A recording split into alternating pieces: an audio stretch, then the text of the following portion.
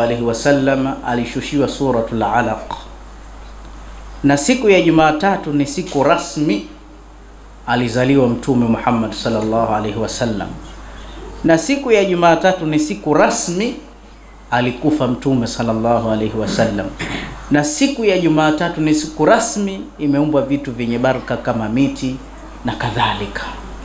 Kwa hiyo Jumatatu pia ni siku rasmi.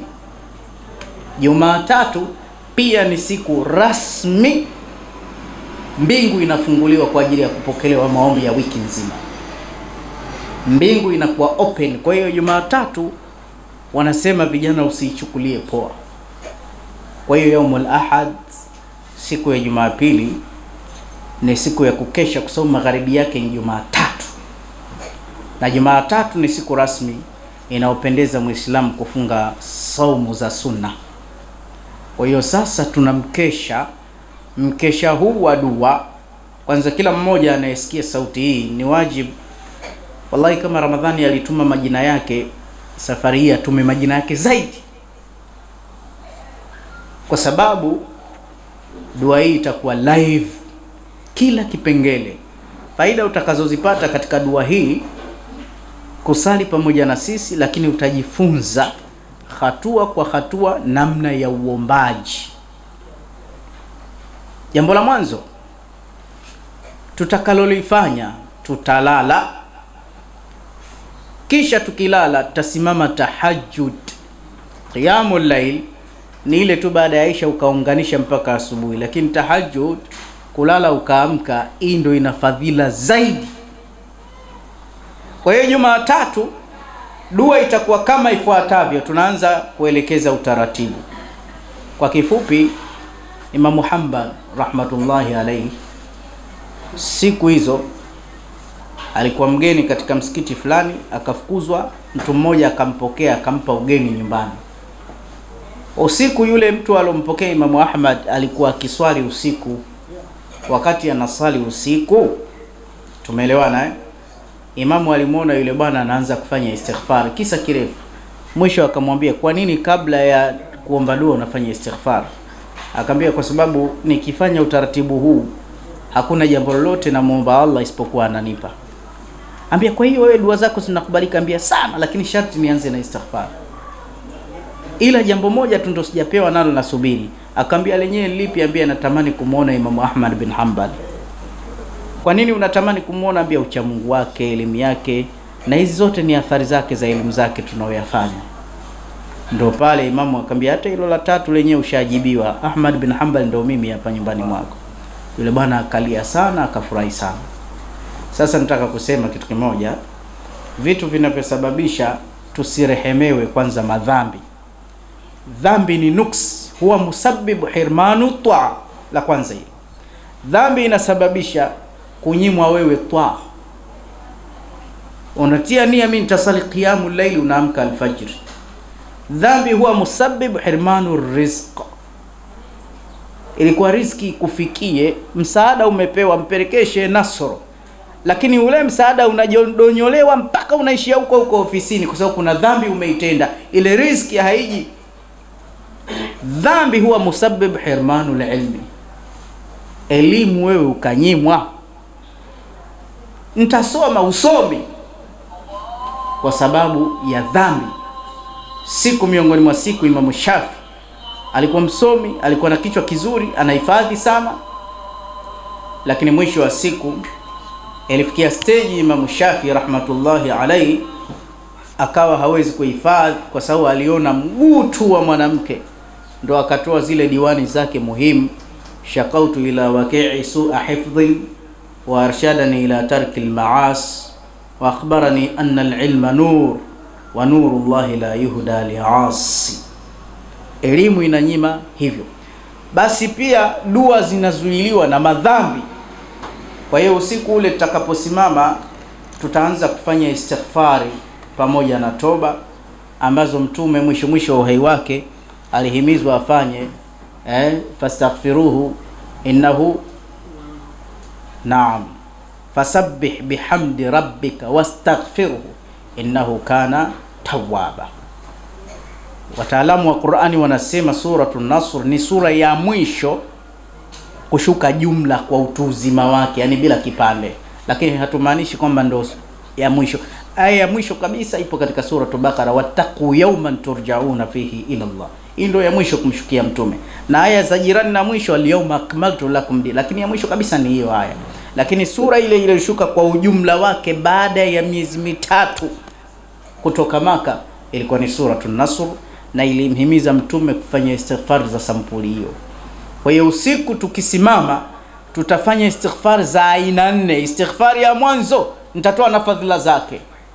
Dua kubwa hii, wote tuna madhambi, ubinadamu ni kukosa. Mbora wa kukosa ni yule anayetubia kurudi kwa Allah. Istighfar ya mwanzo usiku huo tukiweka hisia machozi, na hatumwabudu Allah mpaka tuwe na sifa 3 kwa 3, 3 bi 3, 3 bi 3. Sifa ya mwanzo kabisa, tutamwabudu Allah tukiwa na tawaju tama. Lazima tuwe na al-udhu wal-khushu' wal-hudhur. Ibada ni roho. Sayyidina Ali radhiyallahu ta'ala anhu alimkuta mtu anafanya istighfari. Mnazijua zile istighfari ile, kama mtu sijui anakuwa nini,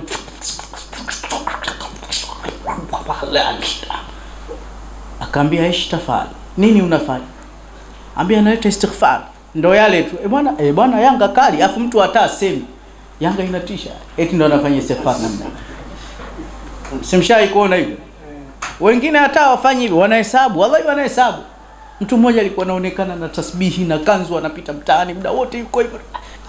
Mwamba anatisha. Sikapiga 100, 45, 46, 47, 48, 49. Umeona sasa? Sasa akamwambia unafanyaje? Ambia analeta istighfari kwa Allah. Ambia hiyo istighfari yako yahitaji istighfari aidan. Hiyo istighfari yenyewe unaoifanya, jamani, application kwa Mungu. Ile barua, mimi juzi nimeenda benki hapo Western Union, tumeelewana ile barua nilivyoandika au ile risiti, tarehe ilikuwa ya jana 3, sio nikaandika 2, cancel, nikaandika 3. Ile kucancel ile tarehe ile wamenirudisha, sema labda hela sio yako sha. Cancel hiyo, tia saini yako mbele. Hiyo ni benki tu, ndo kwa Mungu ombe ovyo ovyo. Mnasema dua hazikubaliki. Dua zina taratibu na sharti. Sharti ni hizi, tena naweza nikasema sio kila mtu anayekwambia naomba dua ataomba dua na itakwenda. Mungu ni mtoaji, lakini atoi ovyo ovyo. Maana leo Tanzania na sisi mashallah, mtu akijisikia kupiga dua tu naye anapiga dua. Tumeelewana vizuri Dua hizi Mtume sallallahu alaihi wasallam akaja kutufundisha, na dua ndo hizi waliopita kabla yetu wakifanya mambo makubwa, kwa sababu walikuwa wanatulia kwenye dua. Dua ni ibada, na ibada yoyote ina masharti. Hivi kuna ibada isiyokuwa na masharti? Hiyo swala yenyewe kasali ovyo ovyo kama hujatafuta balaa. Kwa hiyo sharti yetu ya mwanzo katika dua ni ile sifa ya kuwa na tawaju. Tawaju yetu ya mwanzo al-udhu huwa al-musamma. Jambo la mwanzo lazima tuchukue udhu. Wenye wilada na hedhi aiwahusu kwa wakati ule, kwa pale wataitikia kwa pembeni. Tunaona hata kwenye Idi, wata'tazilu al-hujjat al-musalla liyashhadna al-khair wa da'wat al-muslimina. Wenye hedhi wakae pembeni, ili aiwahusu kukaa pale pale. Kwa hiyo jambo la kwanza la umuhimu katika dua hii, ndio natoa mwongozo. Jambo la mwanzo kabisa udhu, alafu iltijahi alqibla, kuelekea qibla. Lazima tuelekee haram Makkah kwa elimu sahihi ya qibla. Sifa ya pili baada ya tawaju, kuna tafakkur, na hili ni jambo kubwa. Tafakkur, kama itatajwa subhanallah, hii subhanallah si jambo dogo. Lazima tafakkuri ije kihisia. kweli Allah ameepukana na kila udhaifu na kila uzembe na kila aibu na kila upungufu. Subhanallah. Ndio maana waliopita mtu akisoma tu bismillahirrahmanirrahim, upepo unasimama, kiraa kinasikilizwa. Wamtazul yawma ayyuhal mujrimun, wamtazul yawma ayyuhal mujrimun, wamtazul yawma ayyuhal mujrimun. Anasoma Imamu Abu Hanifa aya hiyo mpaka asubuhi. Mwingine sahaba akawa anaisoma haendelei, kipembe cha mlango akasikia sauti ya majini. Kwani hakuwa na aya zingine za kuendelea? Umengangania aya hiyo hiyo, tayari ushawaua majini watatu kwa hofu ya Allah. Washakufa majini watatu. Ilikuwa Qur'ani kweli, sio rasman, toka moyoni. Mtu ilikuwa ni sunna. Inna lilmuttaqina fi jannatin wa nahar. Basi anatabasamu fi maq'adi sidqin, akisoma pepo anatabasamu. Akisoma habari za moto analia, anaogopa. Wao ukisikia inna jahannama kanat mirzala, la nini wewe bwana? Nini wewe? Una matatizo gani? Matatizo yako yepi? La taqrabu zina innahu fahishatan wa sa'a sabila. Mtu mmoja pale ilikuwa sala magharibi, mtume anasoma kadondoka kafa sahaba. So waliyafanya hayo. Kwa hiyo jambo la pili, tafakkur katika dua hii. Jambo la pili, tutajitahidi kujinuiza, na ni kawaida yetu tafakkur. Yani ndio nakupeni, ndio siri ya dua mabwana. Usiniambia ya maneno Sheikh tumesoma sana, hawezi. Unajua Sheikh Omar, kuna kusoma dua na kuna kuomba dua. Umenielewa? Wallahi Sheikh ud'u lana, tuombe. Basi angalia hicho Kiarabu cha Rabbana atina fid dunya hasanatan wa fil akhirati hasanatan wa qina Allahumma ij'alna mujtama'ana hadha. Kazi hifadhi dua. Haombi dua, anasoma dua. Ni dua maathur kweli, kaziomba mtume, lakini hamna chochote. Na mtu na midua yake yote aliyohifadhi, na anaenda kwa washirikina kupigwa ndumba. So wazimsogezi popote, hazina roho. Shomar, narudi kwako tena. Wengine wanajua ili dua ikubalike ni kuweka maspika makubwa. Na ya Allah, ya Allah, ya Karim. Kufoka basi ukamkuta mtu anaanza vile vibwengo. Dua kali. Acha mambo yako bana, dua kali ya kwenda wapi? Si speaker zile, si hata Wakristo wanatembea na vile zile. Ya Allah, ya Yesu, wasasaka, sakala wala fire ya kwenda wapi? Akipita kwa mtu mwenye vibwengo, na upako wa nini bwana wewe? Jini hataki kufokewa. Si mtume naye angefoka, mtume alikuwa na speaker.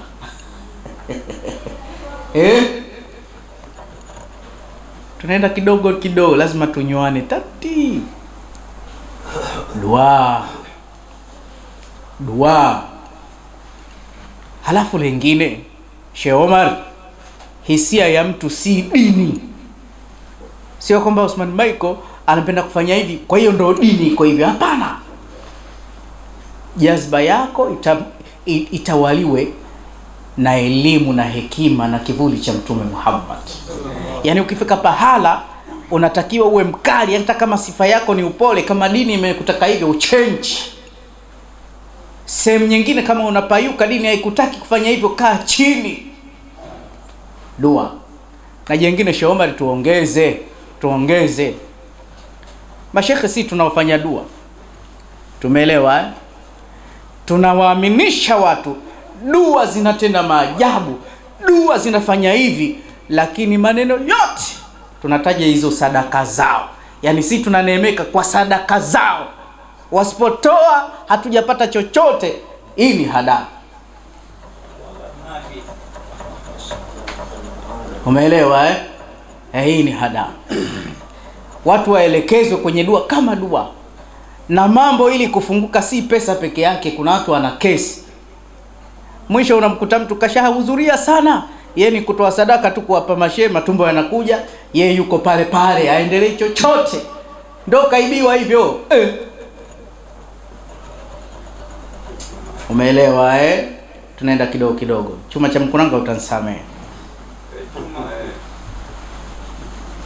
Hakuna kuibiana katika Uislamu. Na hii dini yetu si dini mbao kwamba ukisema tu hivi basi. Ni dini ya hoja. Kwa hiyo jambo la mwanzo kwa upande wetu tutakavyofanya dua hivi ni kama ifuatavyo. Sifa ya pili tafakkur, sifa ya tatu tadabbur, mazingatio. Lakini ibada ina nguzo moja. Ibada unaoifanya ikufikishe daraja la ihsan, na yenyewe antaabudallaha kaannaka tarah, kumwabudu Mungu kama unamuona. Kama imani hiyo huna, basi umwabudu Mungu kana kwamba yeye ananiona. Hata ile ukifunga sala Allahu akbar, vuta hisia Mungu yuko mbele yangu au ananiona.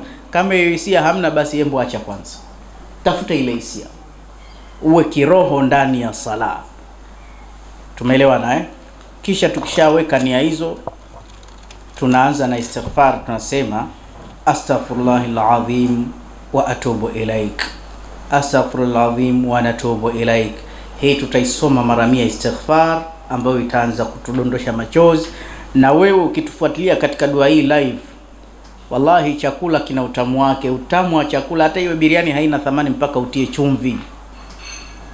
Na chumvi ya dua, machozi, toa machozi. Machozi yana thamani wewe.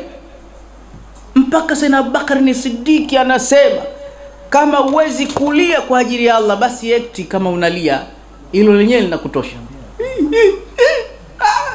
Acha bwana, kumbe hata uli macho makavu, hilo lenyewe linatosha. Amir al-Mu'minin Umar anasema kulia kwa ajili ya hofu ya Allah ndo mzizi wa hekima. Na alikuwa akilia Abubakar ni Siddiq, yale machozi yanatia kwa ndevu zake, kwa sababu sehemu inaoingia machozi yatoingia motoni. Hal bakaita lillah, ushawahi kulia kwa ajili ya Allah au macho makavu au ni qaswatil qulub?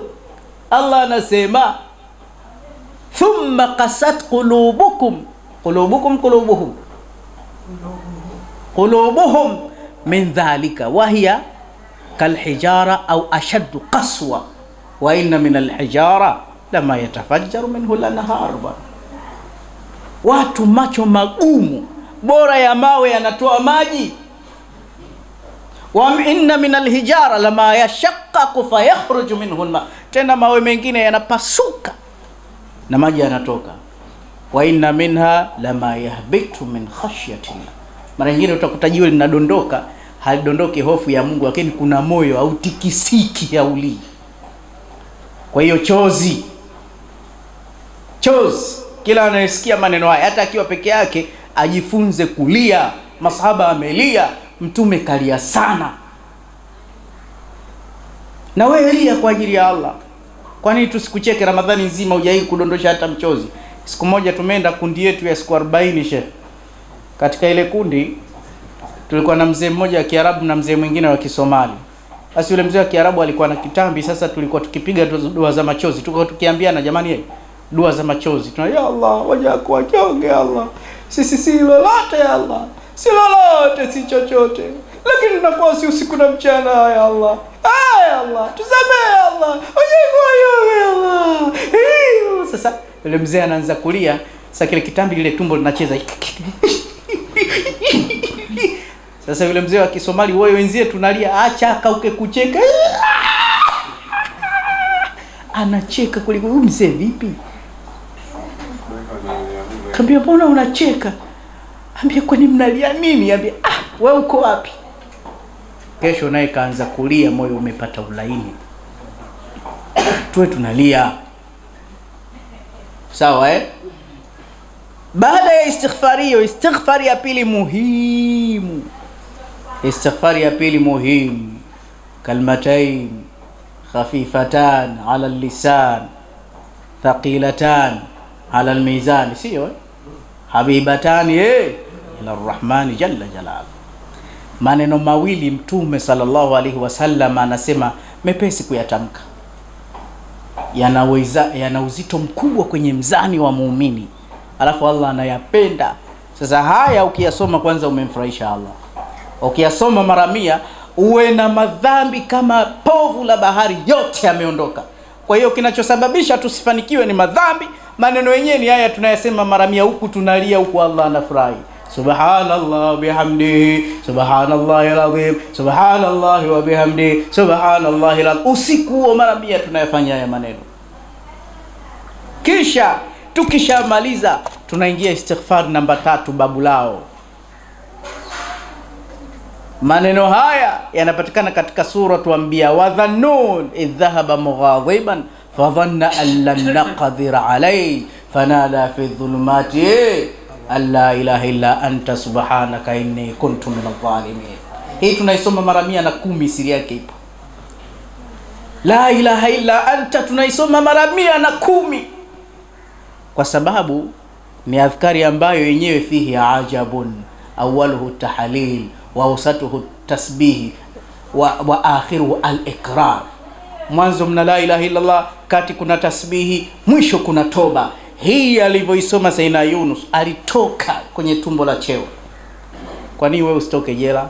Kwa nini wewe usitoke kwenye umaskini? Kwa nini usitoke kwenye maradhi? Kwa nini usitoke kwenye kitu kadha wa kadha? Hii aya ndani ya sura hii mbele Allah anasema fastajabna lahu wa najainahu minal gham wa kadhalika nunjil mu'minin. Hizi ndo dua, sio nini wewe bwana, maneno mengine hata hayaeleweki. Anasema fastajabna lahu, tulimuitikia. Ni sharti kila anayesoma hii Allah amuitikie. Anna wa'ada Allahi haqq walakin akthara an-nasi la ya'lamun. Promises za Allah za kweli, watu tu hawajui, wanapayuka. Allah ndo wa kukimbiliwa. Watu wote hata wasiokuwa Waislamu naambia fafirru ila Allah, kimbilieni Allah. Huyu ndo wa kumuomba. Wewe nenda kila siku kagonge mageti kwa Wahindi huko, udhalilike kila siku, unaitwa omba. Wao Mungu wao nani? Wewe Mungu wako nani bwana? Hakuna kuomba mtu, fursa hiyo hatupo. Hao makhluki tu, viumbe wamejaa nukswani na aibu tu. Fafirru ila Allah khifafan wa thiqala, kimbilieni Allah, kimbilieni Allah. Kwa hiyo tukamuitikia wanajainahu minal ghammi, katika mtanange alokuwemo tukamuokoa. Allah hajabakisha, wa kadhalika nunjil mu'minin, hivyo tutaokoa waumini. Hii pekee yake tu inakutosha. Tutaisoma mara 110 na tukisoma kwa yakini akida yetu ndani ya masaa 12 majibu yanakuja.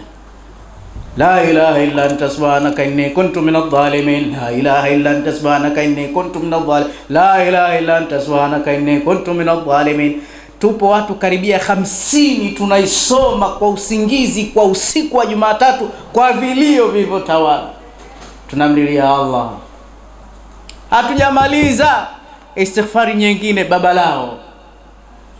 La ilaha illa Allah wahdahu la sharika lahu, lahul mulku wa lahul hamdu yuhyi wa yumitu wa huwa ala kulli shay'in qadir. La ilaha illa Allah wahdahu la sharika lahu, lahul mulku. Hii tunaisoma mara 100. Ukisoma mara 100 sasa umeacha huru shingo 10. Ukisoma mara 100 unapewa ulinzi siku hiyo na shetani kwa kila shari. Ukisoma mara 100 dhambi zako, hata kama ni yale maneno Allah anayosema sasa, ya ibn Adam, ewe mwanadamu, lau ataitani, kama utanijia mimi na madhambi umeyatenda, ana sama yamesheheni mpaka mbinguni. Wewe utie tu maji hapa mpaka mbinguni, unaona mchezo? Yamejaa mpaka mbinguni. Hapa tusemi povu la bahari. Kisha ukaniomba msamaha, la ghafartu laka, alafu anaongeza wala ubali, nitakusamehe. Sio kama nitakusamehe tu alafu wala ubali, sijali.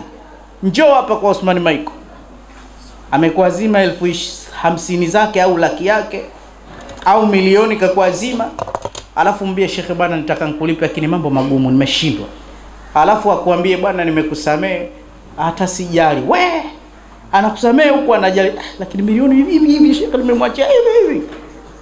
Sasa Mungu atizami ulikuwa kifagio cha mtaa kiasi gani. Yaani haya maneno ya mtume yashikeni jamani. Inna Allaha yabsutu yadahu bil-layl liyatuba musii'u nahar wa yabsutu yadahu bin nahar liyatuba musii'u al-layl. Man taba qabla an tatlu'a shamsu minhu taba Allahu alayhi.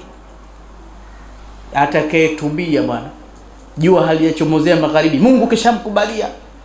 Au niongeze, inna Allaha yaqbal taubata abidin, ndio maana kasema abidin ma lam yugharghir.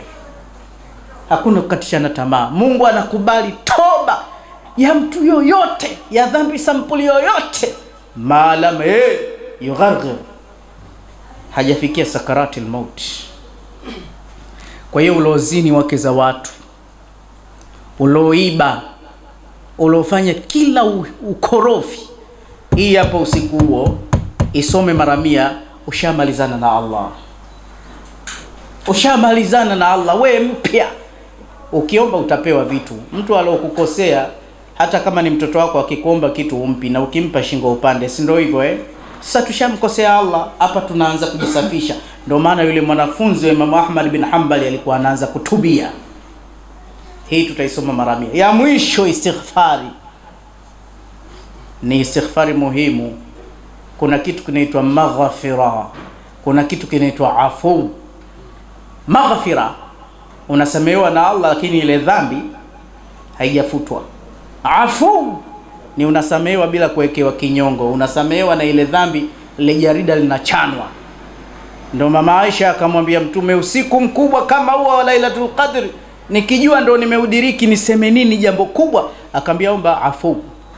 Allahumma innaka afuwun karimun tuhibbul afwa fa'fu anni ya karim. Ndio maana katika aya ukiona maghfira na afu mara nyingi inatangulizwa afu kwa sababu ni bora kuliko maghfira. Qad sami Allahu qawla allati tujadiluka fi zawjiha wa tashtaki ila Allah wallahu yasma'u tahawurakuma inna Allaha la afu nini la afuwun ghafur. Umeona vitu hivyo, afuwun alafu ghafur baadaye. Afuwun ina power. Hii tutaisoma mara 100.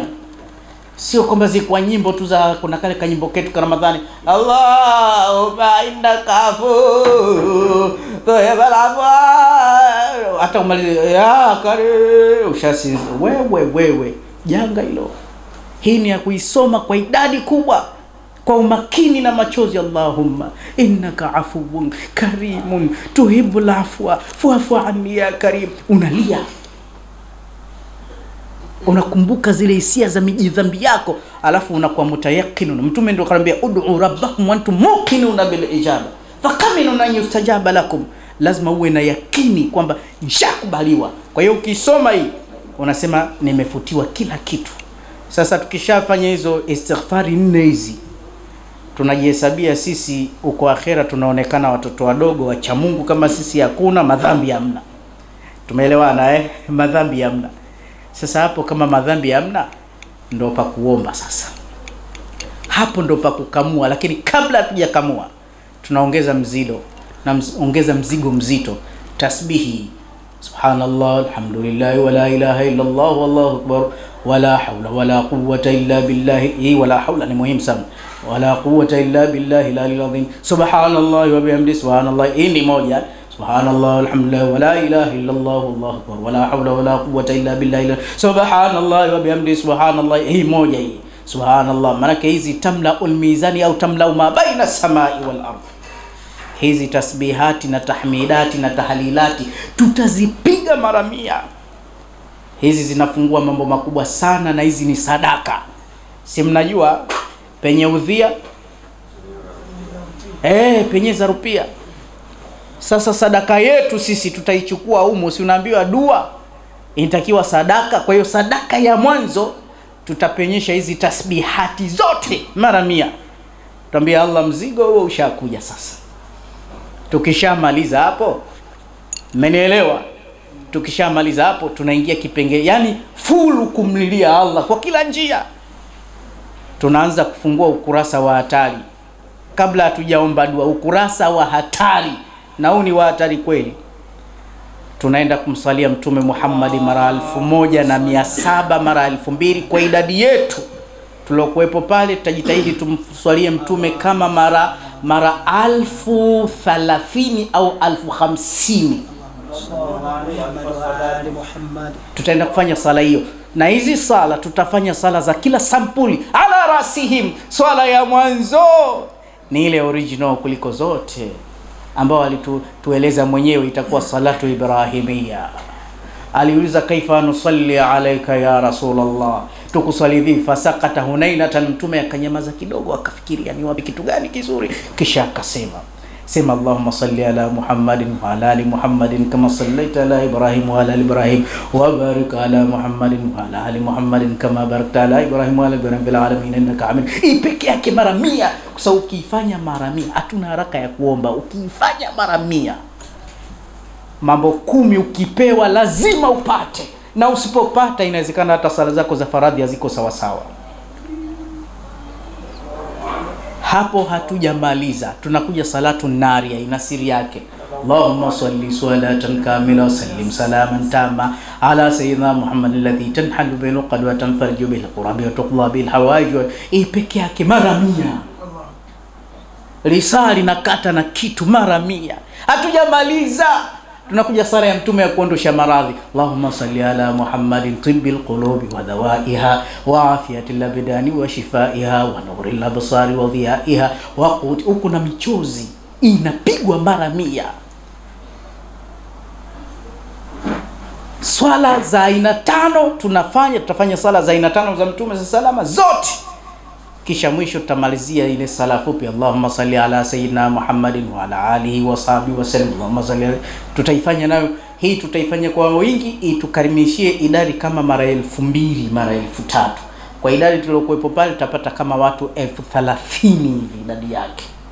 Hii sala ya mtume, najua mwenye jini pale akai, mwenye uchawi anatapika hapo hapo. Hii habari yake nzito hii swala. Hii ndio siri ya mambo yetu.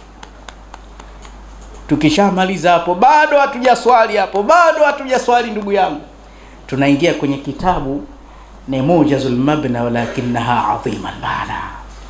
Kitabu hichi Ad'iyatul Mukhtara li shahr Ramadan al-Mubarak. Ni dua maathuri zilizochaguliwa, dua za hatari. Dua ya mwanzo kabisa ambayo tutakayoisoma katika kitabu hichi, sema wazazi wetu wanatuhitaji tukiwa hai au tukiwa tumekufa. Wa hadhihi hadiyatun adhimatun lilwalidain. Wazazi kwanza tutawapa zawadi. Allah sema wala tansawul fadla bainakum. Usisahau fadhila, wametuzaa, lazima tuwape zawadi wakiwa hai au wamekufa. Hizi dua, hii dua tasomwa. Ikishasomwa hii dua usiku huo kwa machozi ya hali ya juu, nitakushangaa hukutuma jina la mzazi wako na wewe mwenyewe hukushiriki katika dua hii. Tukishamaliza katika dua hii, kisha baada ya hapo tutaanza kujiombea zile dua karibia zote mtume kasoma. Tutazisoma hichi kitabu kizima, hichi kitabu kizima. Tukishamaliza tunafunika, tunaifuata Qur'anil Karim. Qur'ani we. Tukishaingia kwenye kitabu kitukufu cha Qur'ani pale, tunaifungua suratu Yasin. Likulli shay'in qalbun, qalbul Qur'an Yasin. Ukisema ummul Qur'an, mama ni msingi,